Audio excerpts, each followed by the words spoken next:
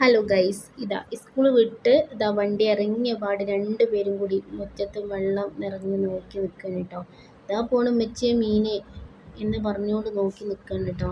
ഇവിടെ മീനുണ്ട് മെച്ചിയ, പാത്രം കൊണ്ട് ഞങ്ങള് മീന് പിരിക്കണേ. അപ്പം ഇതാ വെള്ളം ഇളകുന്ന സൈഡിലേക്ക് ഇതാ പോണ് മെച്ചിയ എന്ന് പറഞ്ഞാൽ രണ്ടാളും നല്ല തിരച്ചിലാണ് കേട്ടോ. എവിടെ പോയി എന്നുള്ള തിരച്ചിലാണ് കേട്ടോ. അപ്പോൾ ഇന്നാണെങ്കിൽ നല്ല മഴയായിരുന്നു. ഞാൻ അവരെ കാത്തിരിക്കുമ്പോൾ തന്നെ നല്ല അടിപൊളി മഴയായിരുന്നു.